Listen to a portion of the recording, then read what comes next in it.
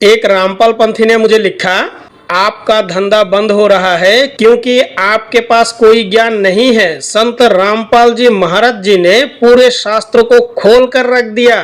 अरे भाई, जानता हूँ कितना शास्त्रों को खोल कर रख दिया उन्होंने, और खुद जेल चले गए। देखो, हमारे सनातन शास्त्र ये कहता है, आत्मा के अज्ञान के कारण ही मनुष्य मन, बुद्धि, शरीर तथा इंद्रिया का दास बन जाता है।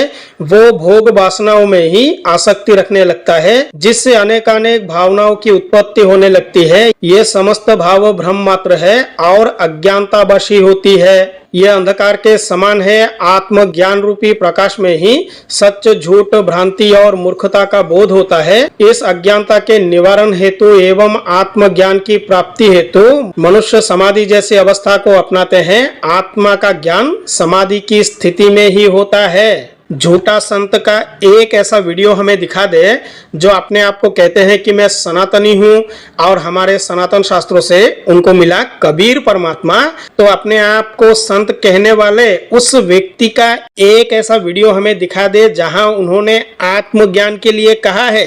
भाई, तुम्हारे जो झूठा संत ने परमात्मा कबीर को बना के रखा है, पहले ये तो जानो कि आत्मा और परमात्मा में क्या भेद है। भाई, आत्मा क्या है और परमात्मा किसे कहा जाता है, पहले तुम ये जानो। जिस दिन तुम इसको जान जाओगे उस दिन तुम खुद ही कहना छोड़ दोगे कि कबीर नामी कोई परमात्मा है या था।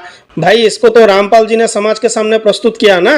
उससे पहले कबीर परमात्मा कहाँ था? भगवान गीता में कहते हैं, परम भूया प्रवक्ष्यामि ज्ञानानां ज्ञानमुत्तमं यज्ञात्वा मुनिया सर्वे परम सिद्धि मितो गता। श्री भगवान बोले, ज्ञान में भी अति उत्तम उस परम ज्ञान को मैं फिर कहूंगा जिसको जानकर सब मुनिजन इस संसार से मुक्त होकर परम सिद्धि को प्राप्त हो गए। तो ये था अध्याय 14 की श्लोक संख्या 1। और इसी अध्याय की श्लोक संख्या 6 में भगवान कहते हैं, तत्र सत्वं निर्मलत्वात् प्रकाशक कमनामयम् सुख संगे न बधनाति ज्ञान संगे न चानघ।